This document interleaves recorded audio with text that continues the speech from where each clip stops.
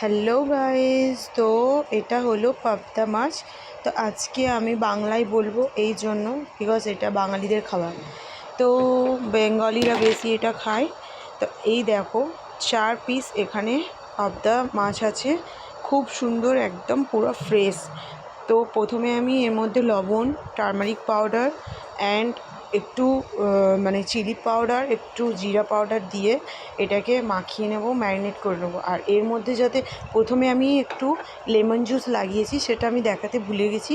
But lemon জুসটা লাগালে কি হয়, এর মধ্যে গায়ের মধ্যে যে গন্ধটা থাকে ওটা চলে যায়, প্লাস হচ্ছে তোমার এর স্কিনটা খুলে যায় না, ভালো থাকে, মানে টাইট থাকে। তো গাইজ দেখো, আমি অয়েলটা এই কারণে এর মধ্যে দিলাম, পুরা কাচ্চি ঘানির অয়েল, বিকজ এটা যখন তো আমরা ফ্রাই প্যানে দিই তখন পুট পুট করে ফাটে। তো এই আইডিয়াটা আমার কাছে প্রথমে ছিল না, এটা আমার মা আমাকে বলেছে। তো এই দেখো আমি কি করলাম, প্রথমে এটাকে পুরো মাখিয়ে নিলাম। মাখিয়ে নেওয়ার পর এটাকে সুন্দর করে ম্যারিনেট করে এটাকে এক সাইডে রাখবো প্রথমে। তারপর একটা ফ্রাই প্যান নেব, একটু ওর মধ্যে কাচ্চি ঘানির অয়েল ঢেলে, মানে সর্ষের তেল ঢেলে ওর মধ্যে প্রথমে হিট করব। হিটটা করার পর তারপরে আস্তে আস্তে একটার পর একটা ছেড়ে দেবো। তারপর যখন এটা ফ্রাই হবে, ভালো করে এটাকে ফ্রাই করব, যেন এটা মানে কাঁচা কাঁচা হয়ে না থাকে। তাহলে কাঁচা কাঁচা হয়ে থাকলে কী হবে, এটার মধ্যে থেকে একটা বাজে গন্ধ আসে। তো ওটা আমার ভালো লাগে না, অনেকের হয়তো ভালো লাগতেও পারে। তো এটা আমি সবসময় পাবদা সর্ষে তো সবাই খায়, কিন্তু এটা হচ্ছে আমি আজকে বানাবো হচ্ছে পুরো শুধু পেঁয়াজ কে চপিং করে, পেঁয়াজ শুধু পেঁয়াজের বানাবো এটাকে, মানে একটা কারি বানাবো।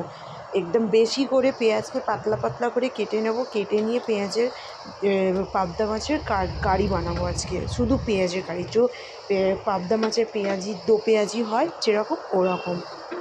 তো আমরা চিংড়ি মাছের দো পেঁয়াজি খেয়েছি, চিকেনের, মাটনের, সবের তো দো পেঁয়াজি হয়। তো আমরা পাবদা মাছের দো পেঁয়াজি কোনোদিনও খাইনি। তো এটা আমি বানালাম প্রচণ্ড বেশি করে। এর মধ্যে পেঁয়াজ যেমন দুটো হোল পেঁয়াজ নিয়ে নেবে, যেহেতু 4 পিস আছে এখানে, তো বড় বড় সাইজের। আর ছোটো ছোটো সাইজের হলে 4টে নিতে হবে। তো ভালো করে পাতলা পাতলা করে কেটে নিয়ে তারপর বানাতে হবে। আর কাঁচা লঙ্কা দুটো 4টে, যার যেরকম ঝাল খাও সেরকম। তো দেখো আমি ফ্রাই করে নিয়েছি একটা প্লেটে, এটাকে তুলে রাখলাম। তো গাইজ এবার দেখো আমি এখানে প্রথমে গরম তেলের মধ্যে ছেড়ে দিয়েছিলাম কালো জিরে, গোটা জিরে, তারপর হচ্ছে তোমার বেলিফ, বেলিফ আমি বাংলায় বলবো বলেছি বলে, মানে সরি, এটা হচ্ছে তোমার তেজপাতা আর শুকনো লঙ্কা দিয়ে ফোড়ন দিয়ে দিলাম। তারপর পেঁয়াজটা ছেড়ে দেবো, তারপর একটু লবণ দেবো। তারপর এই দেখো আমি এখানে 4 পিস কাঁচামরিচ দিয়েছি, একটু মাঝখান থেকে এটাকে কেটে দিয়েছি, যাতে এর মরিচের ঝালটা সব দিকে ছড়িয়ে যায়। তারপর দিয়ে দিলাম এখানে জল। তারপর একটু অল্প অল্প হালকা হালকার মধ্যে মশলা দিয়ে দেবো, সল্ট, টারমেরিক পাউডার, তারপর তোমার জিরা পাউডার, সব কিছু দিয়ে দিলাম, যত মশলা ছিল অল্প অল্প করে।